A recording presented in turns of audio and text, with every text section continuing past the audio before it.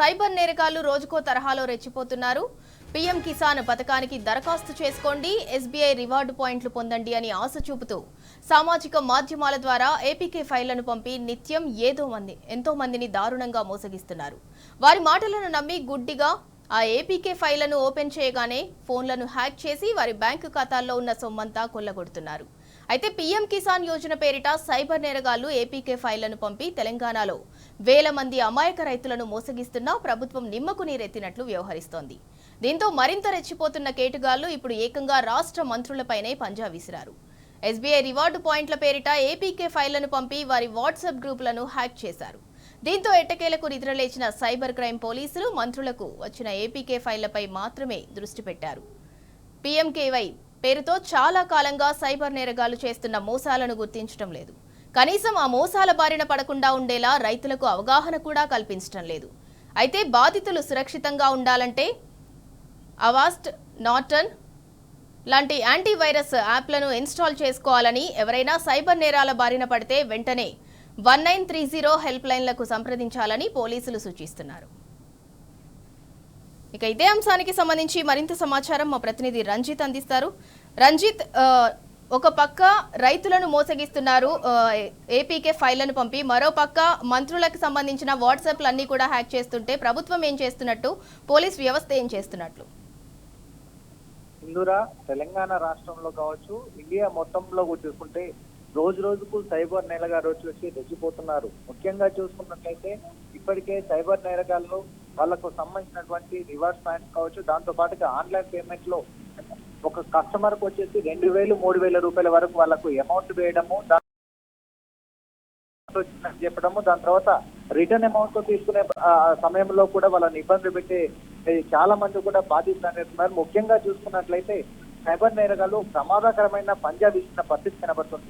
కేవలం ఈ మధ్య కాలంలో సెల్ ఫోన్ యూజ్ చేస్తున్నారంటే దాని ఒక ఫేస్బుక్ కావచ్చు, వాట్సాప్, ఈ రెండు కూడా ప్రధానంగా యూజ్ చేస్తారు. వాట్సాప్ గ్రూప్ లో పీఎం కిసాన్ కావచ్చు, దాంతో పాటు ఎస్బీఐ ఏపీకే ఫైల్ అని పంపేసి వాళ్ళకి సంబంధించినటువంటి ఆంధ్ర బ్యాంక్ అయినా కావచ్చు, ఎస్బీఐ కావచ్చు, ఎస్బీఐ బ్యాంక్ కు సంబంధించిన అప్డేట్ చేసుకోవాలి. చేసుకున్నట్లయితే మీ యొక్క యాక్టివేట్ అవుతుంది, మీ యొక్క అప్లికేషన్ యాక్టివేట్ అయిన తర్వాత మీ ఖాతా అనేది కూడా యాక్టివ్ గా ఉంటుందని చెప్పడంతో వాళ్ళు ఏమీ తెలియక, అంటే ఊర్లలో కష్టాలు చేసుకొని వాళ్ళకు వచ్చిన సంపాదన కావచ్చు, పిఎం వాళ్ళకి సంబంధించిన అమౌంట్ వాళ్ళ అకౌంట్ చేయడం కావచ్చు, దాంతో పాటుగా రైతులకు సంబంధించిన వరికి సంబంధించిన బియ్యం, వరికి సంబంధించిన వడ్లకు సంబంధించిన అమౌంట్ కూడా వాళ్ళ అకౌంట్ లో సెండ్ చేస్తున్నది ప్రభుత్వం. కానీ వాటికి సంబంధించిన అమౌంట్ అనేది టార్గెట్ చేస్తూ వాళ్ళకి సంబంధించిన పీఎం కిసాన్ యోజన అంటూ దానికి సంబంధించిన అప్లికేషన్ కావచ్చు, దాంతో పాటు చూసుకున్నట్లయితే ఎస్బీఐ ఈ రెండు అకౌంట్లని ఏపీకే ఫైల్ అని పంపడం, దానిని వాళ్ళ ఓపెన్ చేసిన దాని తర్వాత వాళ్ళకు ఒక కోడ్ వస్తుందని చెప్పడం, దాన్ని ఆధార్ కార్డు అప్డేట్ చేయాలనుకుంటా ఈ విధంగా సైబర్ నేరగాళ్ళు కూడా వాట్సాప్ హ్యాక్ చేస్తూ వాట్సాప్ తో పాటుగా ఎస్బీఐ అనే ఒక సింబల్ ని పెట్టేసి దాంతో కంప్లీట్ గా యాక్ట్ చేసి వాళ్ళ యొక్క స్నేహితులు కావచ్చు, వాళ్ళకున్న కాంటాక్ట్స్ కూడా సెండ్ చేసే పరిస్థితి కనబడుతుంది. ముఖ్యంగా చూసుకున్నట్లయితే తెలంగాణ రాష్ట్రంలోని మంత్రులతో సహా సీఎం ఫేజ్ లో ఉన్న వాళ్ళతో సహా కూడా బాధిస్తూ ఉన్నారంటూ కూడా విచిత్రం వేస్తుంది. కానీ దీనిపైన ఇప్పటికే సైబర్ నేరగాళ్ళని అరికట్టడంలో తెలంగాణ పోలీస్ అనేది కూడా విజయం సాధించింది. దానికి సంబంధించిన దానికి ఒక భద్రతా సిబ్బందిని కూడా ఏర్పాటు చేసేసి దాని యొక్క అవగాహన కార్యక్రమాలు చేస్తున్నటువంటి తెలంగాణ రాష్ట్ర పోలీసులు మాత్రం దాని విషయంలో మాత్రం విఫలమైన కూడా స్థానిక ఉన్న ప్రజలు కావచ్చు, దాంతో పాటుగా విశ్లేషకులు చెప్పే పరిస్థితి కనబడుతుంది. ముఖ్యంగా చూసుకున్నట్లయితే సెలవు దినాలు, శనివారం, ఆదివారం, పండుగ దినాల రోజున ఖాళీగా ఉన్న సమయంలో వాళ్లకు ఏపీకే ఫైల్స్ పంపడం, ఎస్బీఐ కావచ్చు, దాంతో పాటుగా పీఎం కిసాన్ యోజన సంబంధించిన హ్యాక్ చేసుకొని వాళ్ళు కేవలం అది ఓపెన్ చేసిన తర్వాత ఓటీపీ నెంబర్ వస్తుందని చెప్పడం, ఆ ఓటీపీ నెంబర్ చెప్పడంతో కూడా వాళ్ళ యొక్క ఆధార్ కార్డు అప్డేట్ అవుతుందని చెప్పేసి చేయడంతో వాళ్ళు దానికి ఆ వలలో పడిపోయి వాళ్ళకి సంబంధించిన అకౌంట్ అనేది వాళ్ళకి ఇవ్వడంతో వాళ్ళకి సంబంధించినటువంటి అకౌంట్ లో ఎంత ఉంటే అన్ని అమౌంట్లను డబ్బులు కూడా మొత్తం కూడా స్వాధీనం చేసుకొని కొల్లగొట్టే పరిస్థితి కనబడుతుంది. రైతులు వాళ్ళ యొక్క కష్టాన్ని వాళ్ళ కూతురు యొక్క డెలివరీ కోసం దాచుకుంటే తీరా ఆ యొక్క యాప్ అనేది ఓపెన్ చేసిన తర్వాత అతని అకౌంట్ లో 42,000 రూపాయలు పోయాయి అనే విషయం తెలుసుకొని ఆత్మహత్య చేసుకున్న పరిస్థితులు అనేది తెలంగాణ రాష్ట్రంలో ఉంది. దీనిపైన ఇప్పటికే సైబర్ క్రైమ్ పోలీసులు నిఘా పెట్టాము. దానికి సంబంధించిన దానికి సంబంధించిన యాప్స్ ఏదైతే ఉన్నా దాన్ని ఓపెన్ చేయొద్దని చెప్పేసి వాట్సాప్ వేదికగా చెప్తున్నారు. కానీ అది ప్రజల్లోకి కావచ్చు, గ్రామీణ ప్రాంతాల్లోకి వెళ్ళడంలో విఫలం అవుతున్నారు.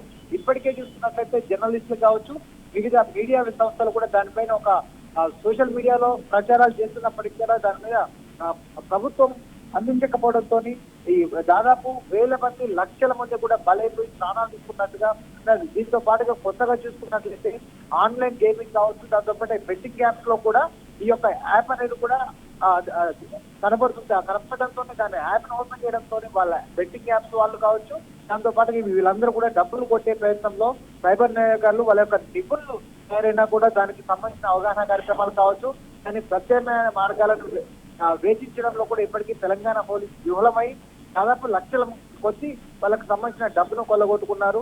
దీని అంటే వాళ్ళకి సంబంధించిన డేటాను కూడా కొల్లగొట్టుంటే control room, cyber control room వాళ్ళు కావచ్చు, దానికి సంబంధించిన శాఖకు సంబంధించిన మంత్రులు కావచ్చు, దానికి సంబంధించిన అధికారులు కూడా కేవలం పట్టించకపోవడం వల్లనే చాలా మంది దారుణమైన ఇలాంటి విఫలమైన ప్రయత్నాలు జరిగినాయి. కాబట్టి ప్రత్యామ్నాయంగా ఇప్పటికీ సైబర్ నేర వాళ్ళపై కావచ్చు, అంటే ఒకవైపు వచ్చేసి ఈ ఫోన్ కు సంబంధించినటువంటి ఎస్బీఐ యాప్లు, దాంతో పాటుగా పిఎం కిసాన్ అనేది కాకుండా అసలు హ్యాకర్స్ అనేది వెబ్సైట్ ఏవైతున్నాయో ఆ వెబ్సైట్ చేసే వ్యక్తులు ఎవరైనా ఉన్నారో వాళ్ళు విదేశాల్లో ఉన్నట్లుగా ఎవరున్నారనే గుర్తించే విషయంలో కూడా ఇప్పటికీ తెలంగాణ పోలీసు అనేది విఫలమైంది. కాబట్టి ప్రత్యామ్నాయంగా తెలంగాణ పోలీసు ఒక దాని పేరు దిశానిర్దేశం చేసి ఖచ్చితంగా సైబర్ నేరగాళ్ళని అరికట్టినట్లయితే తెలంగాణ రాష్ట్రంలోని ప్రజలందరూ కావచ్చు, కిసాన్ కు సంబంధించినటువంటి రైతులందరూ కూడా క్షేమంగా ఉంటారని కూడా స్థానికంగా ఉన్నటువంటి విశ్లేషకులు కావచ్చు, ప్రజలు కూడా చెప్పే పరిస్థితులు కనబడుతుంది.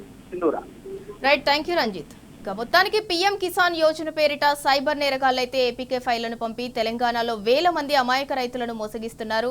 అయినా ప్రభుత్వం నిమ్మకు నీరెత్తినట్లు వ్యవహరిస్తోంది. దీంతో మరింత రెచ్చిపోతున్న కేటుగాళ్లు ఏకంగా రాష్ట్ర మంత్రులపైనే పంజా విసిరారు.